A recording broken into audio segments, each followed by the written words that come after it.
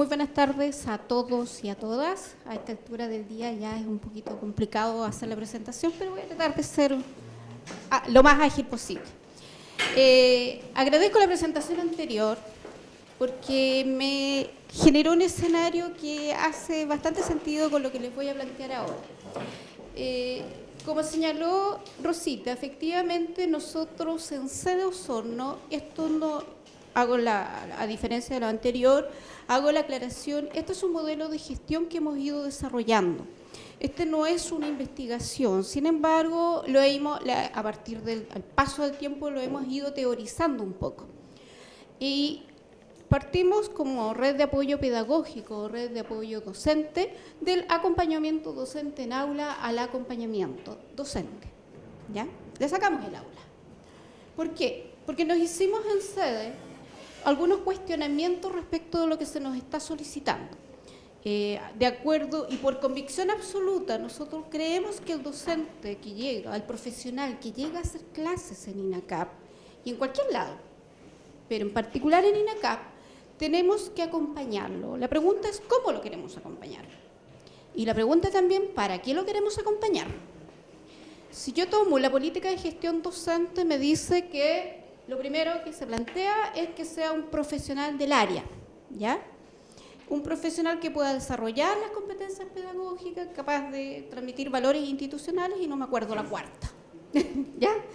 Entonces, desde ese punto de vista uno parte con una preconcepción.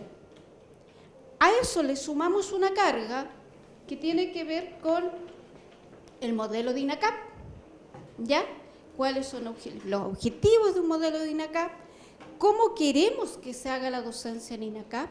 ¿Qué es lo que esperamos que el docente entregue dentro de la sala de clase? Este modelo tan teóricamente muy bien diseñado, ¿cómo hacemos la bajada en el aula? Y en el aula, ¿quién la hace? El docente. El profesional que está intentando hacer una clase y que está lleno de todos esos miedos, de todas esas emociones que planteaba la colega anterior.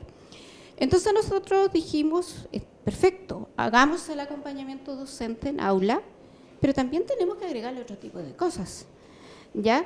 Tenemos que agregarle más acciones, más actividades, de tal manera que ese docente efectivamente lo podamos apoyar y seamos un acompañamiento. Un acompañamiento, la literatura hay muchísima respecto a lo que es el acompañamiento. Ustedes revisan el estado del arte, es muchísimo los enfoques que hay.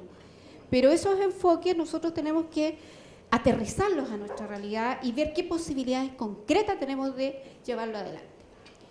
Desde el punto de vista teórico, nosotros colocamos el foco en el docente, no en el alumno, como lo dijo nuestro señor rector en la mañana. Sorry, pero colocamos el foco en el docente. ¿Por qué colocamos el foco en el docente? Desde esta lectura, porque nosotros necesitamos que el docente sea el gestor del modelo dentro de la sala de clase, sea el gestor capaz de generar los aprendizajes de nuestros estudiantes. Desde esa lógica nosotros dijimos, ya, ¿con qué nos apoyamos? Ahí tenemos 3 autores, ¿ya? ¿Por qué tomamos la teoría de la modificabilidad cognitiva estructural? Fundamentalmente porque nosotros necesitamos que el docente tenga la capacidad de adaptarse a los nuevos contextos. Cada sala, cada grupo, cada sede es un contexto distinto. Cada jornada es un contexto distinto. Y tengo que tener la flexibilidad estructural mental como para desarrollar eso, lograrlo. Porque si tiendo a replicar, ¿y qué es lo que nos sucede? Que si a nosotros no funcionó una estrategia, la replico siempre, pero no me resulta, ¿ya? Entonces tengo que sobre la marcha tener el dominio de la especialidad, manejar las competencias genéricas, manejar las competencias sello, hacer coherente los aprendizajes esperados con los criterios de evaluación, las estrategias de todo ese tipo de cosas. Y más encima, ¿sabe qué, profesor? Usted tiene que adaptarse al contexto que tiene cada una de sus salas de clase. Entonces dijimos, aquí algo tenemos que hacer. ¿Y cómo lo apoyamos? Tiene que intervenir a alguien. ¿Y quién es ese alguien? Alguien que hace el acompañamiento. La pedagogía del afecto, ¿por qué? Porque si yo voy a hacer un acompañamiento en la sala de clase como experto, llego en alguna medida casi invisibilizando al profesional que no es pedagogo. Y en eso yo creo que y me hago responsable como sede, creo que hemos cometido algunos errores, porque aquel profesional, aun cuando no sepa definir un objetivo de clase o hacer un diseño de aula, que es un tecnicismo pedagógico, puede hacer una excelente clase y lograr aprendizaje. Y eso está más que demostrado. Entonces, ¿qué es lo que yo tengo que hacer? Y qué es lo que hemos ido tratando de avanzar, es romper las barreras emocionales, no pararme desde la verticalidad de que yo sé, usted no sabe de evaluación, yo sí sé de evaluación, ¿ya? Usted no sabe de competencia, yo sí sé de competencia. Entonces, ir modificando esa parte. Y trabajamos con lo que es la pedagogía del afecto. Y luego la reflexión pedagógica. O sea, es fundamental cuando uno hace docencia, nosotros tenemos esa convicción, reflexionar sobre nuestras propias prácticas. Es el único mecanismo que nosotros hemos dicho en sede, es la única forma que en realidad pueda generar un cambio. Si yo no reflexiono, solamente me dicen lo bien que lo hago o lo mal que lo hago, pero yo no me genero mi propia autocrítica, no se va a producir cambios. Entonces, el acompañamiento para nosotros surge desde esa lógica. Por lo tanto, surge esta red de apoyo pedagógico, que es un equipo de profesionales especialistas en educación, preferentemente de formación pedagógica, pero no es exclusivo de formación pedagógica. Se programa semestralmente un plan de acompañamiento, se incorporan actividades formativas de reflexión y de escucha, y también la observación en aula. Si eso es parte, pero no es el foco. ¿Ya? Alguien, por aquí veo algunos asesores pedagógicos y personas de Casa Central me van a decir, pero los tableros de gestión dicen otra cosa. Cierto, dicen otra cosa. Vamos a ver cuánto podemos sostenerlo. ¿Ya? Se diseña un programa de trabajo según las características del docente. Si yo tengo un docente que tiene miedo, como decía la colega, si yo tengo un docente que tiene miedo, no puedo abordar de la misma forma que aquel docente que no sabe diseñar una prueba estructurada. Es distinto. Por lo tanto, uno tiene que ir levantando en alguna medida, en esta conversación, en esta escucha activa, levantando la historia del docente, la carga, la historia de vida, el capital cultural con el que llega, los prejuicios, los paradigmas con los que llega. Y esos son los que nosotros, cuando yo hablo con los colegas, aquí tengo un colega de la sede, se va a reír un poco, yo les digo, yo les tengo las fotos a los docentes. Se me escapan algunos, son 170 docentes, se me escapan las fotos, y cuando me refiero no al rostro, me refiero a cómo son, desde el punto de vista, qué apoyo podría dar, qué cosas sucede, por qué el alumno dice esto de este docente, por qué dice esto otro del otro docente, qué diferencias hay entre uno y otro. Y no tiene que ver necesariamente con las notas que obtengan los alumnos en eso. ¿Qué priorizamos? El impacto en el docente, no en la cantidad de observaciones en aula. Eso ha sido tremendo para nosotros este semestre, tremendo. Lo digo, ¿ya? Pero aún así seguimos como sede con la convicción absoluta de trabajar con los docentes de acuerdo a las necesidades que tienen. ¿Cómo lo armamos? Hay grupos de trabajo, las estrategias son fundamentalmente, abordamos dos grandes grupos de nuestros docentes, que son los docentes nuevos y los docentes antiguos, que ya lo vamos a ver, qué características de los docentes antiguos. Dentro de los docentes nuevos, el acompañamiento lo hacemos muy temprano en el primer semestre que ellos ingresan, y el diagnóstico se hace en el primer acompañamiento que se haga en la sala de clase. Allí ya uno levanta una información. Identificamos en forma compartida las necesidades, no es el experto el que identifica todas las necesidades, porque lo escuchamos y le decimos, y tratamos, no nos es fácil, nos cuesta muchísimo, de que el docente también tenga la posibilidad de decir, yo siento que necesito esto. ¿Sabe qué? Yo nunca he hecho una clase, estoy aterrado, no sé cómo voy a hablar frente a 40 personas. ¿Y por qué no? diseñar un plan de trabajo, por lo tanto, de acuerdo a ese docente y evaluar la continuidad en el plan. Obviamente, a medida que vaya avanzando durante el semestre, se va moviendo la continuidad. ¿Quiénes son los actores de este proceso? Obviamente, este equipo especializado, asesoría pedagógica, directores de carrera, coordinadores y, por supuesto, el docente. ¿Ya? Entonces, también acá hay una mirada bastante institucional. Si no es solo como una arrancada de tarros de algunos, no, es una mirada institucional. Desde Vicerrectoría de la sede está la convicción de que hay que trabajar así. ¿Qué pasa con los docentes antiguos? Nosotros fundamentalmente trabajamos con un indicador de sede, que es de satisfacción neta, que en el fondo está en función de la encuesta de evaluación docente, que para nosotros la interpretamos como una encuesta de percepción que hacen los alumnos respecto del desempeño docente. Allí son los mismos actores los que van a ser parte de ello.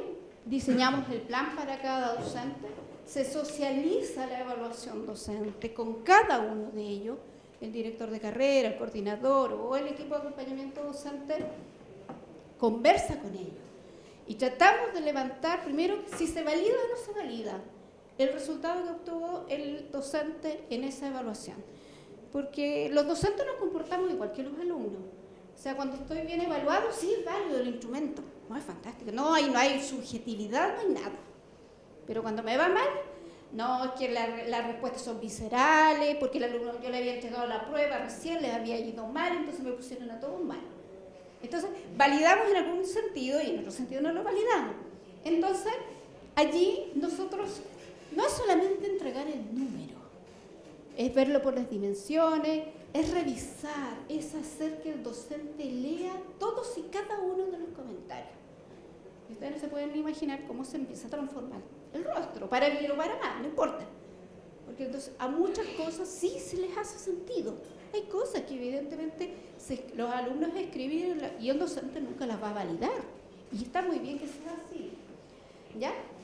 Entonces, ¿qué generamos allí? Un compromiso de parte del docente para ser parte de este plan. Dice, sí, estoy dispuesto. También hemos tenido experiencia, y tengo que decirlo, de algún docente que dijo, no, yo no entro a este plan.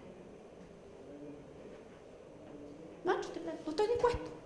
No estoy dispuesto a conversar, no estoy dispuesto a escucharlo, no estoy dispuesto a que me vayan a ver, etc. ¿Ya? Sí, es parte de este espacio.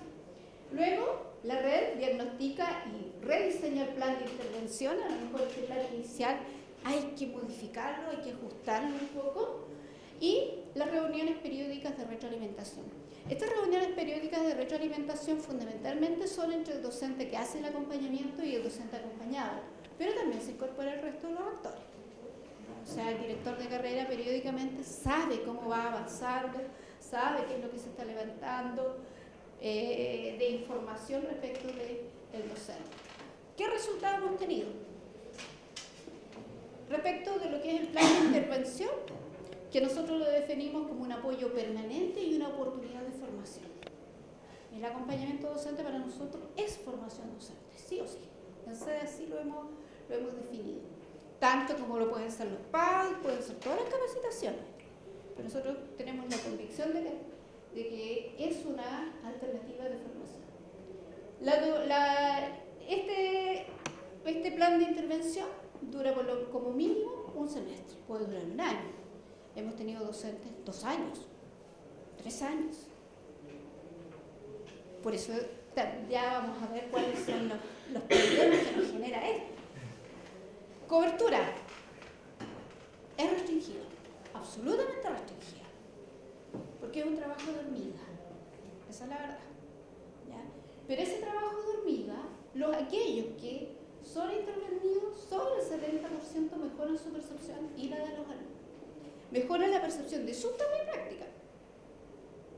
Porque no es solamente, y aquí no entramos en el tema de especialidades, de dominio o no de la especialidad. Eso no es un tema que nosotros abordamos. Porque nosotros damos por sentado eso. Sí se levanta de repente con estos planes, en realidad el problema es que no se domina lo que está enseñando. Y ahí ya tendríamos que hacer otro pregrado, poco menos para el docente, y no es posible. ¿Ya? Según evaluación del docente, y la opinión del RAP, esta mejora es significativa, es absolutamente significativa. O sea, los docentes que dan el paso a partir de este acompañamiento efectivamente tienen estos avances, como señala allí, absolutamente significativos en relación a la disposición de hacer clase. ¿Ya? Porque del docente o el profesional que llega a hacer clase, después se da cuenta de que no era tan sencillo. Pero tampoco es sobrenatural, no. Tiene sus dificultades, pero primero tengo que hacerme cargo y conocerme a mí mismo. Como lo mismo que hacemos con los docentes, bueno, desde dónde hasta cuánto puedo dar.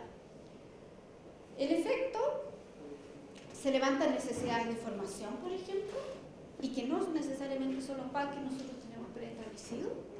Ya son talleres pequeños, talleres personalizados, manejos comunicacionales, posturas dentro de la sala de clase.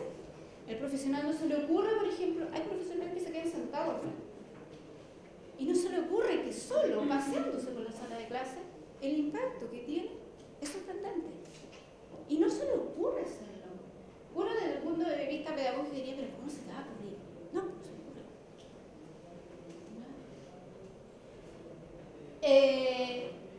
Se hace posterior o en el desarrollo del plan, también se levantan a veces información asociada que el docente se acomoda mucho mejor en ciertas áreas.